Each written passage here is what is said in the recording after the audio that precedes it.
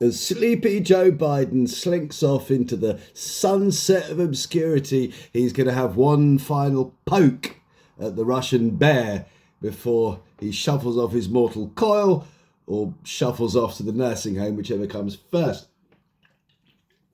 In the wake of Trump and his tremendous election, brought on in no small part by his rhetoric around being able to broker a peace deal between Kiev and Moscow, we've got Biden now, who is saying that he is going to allow Kiev to use long-range missiles on Putin's forces. So this is an article in The Independent. It's all over the news. I picked The Independent in particular because they certainly were at one point Russian-owned. They're certainly on the left-wing side of things, but they're Russian-owned, or were. Correct me down in the comments if you know. Apologies for the cough again. I'm still suffering with the lurgy. So Washington is throwing oil on the fire by allowing Ukraine to use US-made long-range missiles to target Russian territory, the Kremlin has said, condemning President Joe Biden's decision. Kremlin spokesman Dmitry Peskov reiterated earlier warnings from Russian President Vladimir Putin, saying that any strikes on Russian soil using US weapons would be interpreted as direct NATO involvement. Fucking obviously, this is what I've been saying all along, is that this is not about Ukraine. This is about NATO encroachment coming further and further towards the Russian border, which is something that was absolutely off the table until very, very recently and has wound Putin up. I'm not a Putin supporter. I don't think he's a very nice man. It's not exactly a controversial thing to say, but you have to put it out there these days so people don't fucking think that anything that you say that the West has done to perhaps provoke him is supportive of Putin. It isn't. It isn't supportive of Putin, but you have to recognise that if you wind somebody up, it's like if there's a fucking, drunk idiot in the pub who's kind of like, trying to start a fight with people, if you go up and kick him in the jimmy, don't be surprised if he fucking punches you.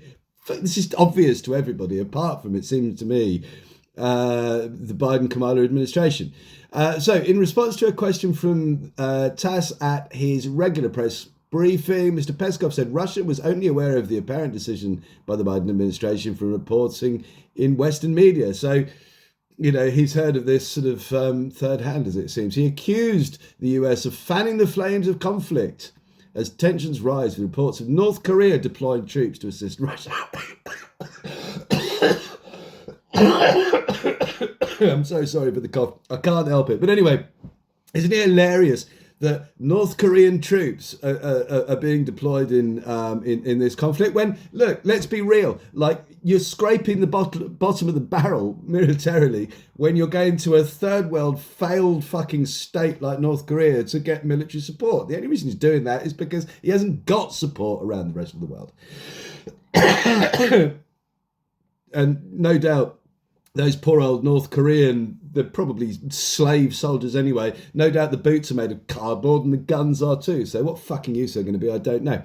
Right, so speaking on Monday, North Korean leader Kim Jong-un did not reference Mr. Biden's decision. I'm not surprised, but denounced Western involvement in Ukraine and warned of the potential for World War III. Look, there's not going to be fucking World War III because Trump is going to sort all this shit out. The fanning of the flames of World War III isn't because we're going to have some sort of nuclear conflagration. Nobody around the world wants that. But what it is to stoke fear and terror into the populace so that they continue to support ploughing billions and billions and billions into this fucking proxy war. That's the only reason, so that the military-industrial complex gets fat and rich off the back of it. And Biden's fucking administration was the one that was pushing this and fanning the flames of it, has been said here. It's fucking not often that you have to, you can agree with Kim Jong-un. Was it Kim Jong-un that said that? I can't remember. Anyway, whatever it was. Somebody said fanning the flames, and they're fucking right. Fanning the flames of this conflict, but they're fanning the flames of the conflict to fan the fear of the public so that the hundreds of billions of dollars that have been poured into the military-industrial complex in order to fund this war carries on happening.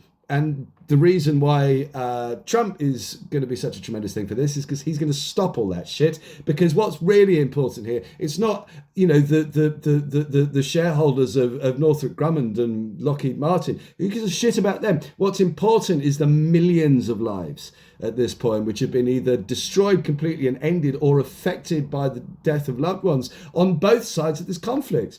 Let's not forget the Russians in this. You know, there's conscription.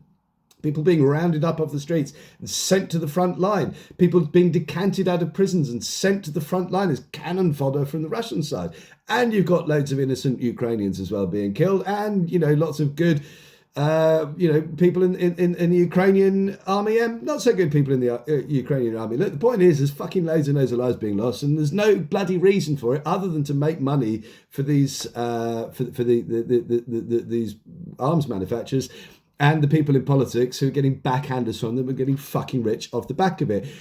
I'm really looking forward to seeing what sort of deal Trump can broker. So it follows warnings on Sunday and Monday by Russian MPs that the Biden administration's decision risked triggering a world war. Well, again, you know, yeah, there's a lot of saber rattling around the nuclear ship. It's fucking bullshit as far as I'm concerned. If during the course of this recording the white coming out of the window and I turn into a sort of ashen skeleton, then you'll know I was wrong. But I don't think there's going to be that. I think it's really about funding this war. The US authorization came as Keir Starmer urged doubling down on support for Ukraine. Didn't he fucking just? Putting it high on the agenda for this week's G20 summit. Would Keir Stalin I call him. Keir Stalin is part of that old... The left, both in America and in the UK, have been completely consumed by corporatism. They are absolutely the beck and call of their globalist masters.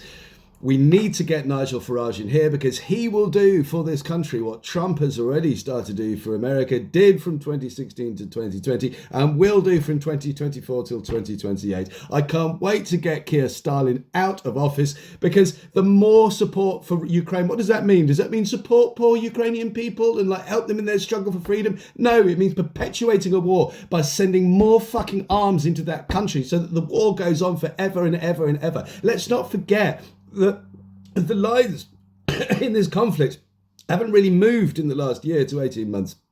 It's a battle of attrition. Nobody's gaining huge amounts of territory. Nobody's losing huge amounts of territory. The only thing that's happening is a huge loss of life on both sides, and that has to stop. There has to be some sort of compromise.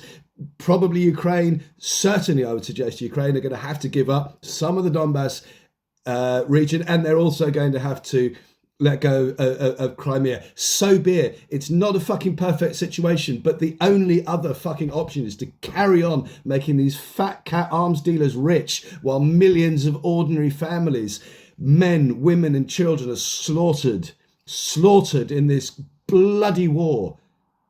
It has to stop. Trump will end it. Keir fucking wants to carry it on. Nigel will stop it when he's in. And the more we get these populist leaders put into the places where they should be, at the centre of things so that they can stop all this shit, the better. Like, comment, subscribe, adios.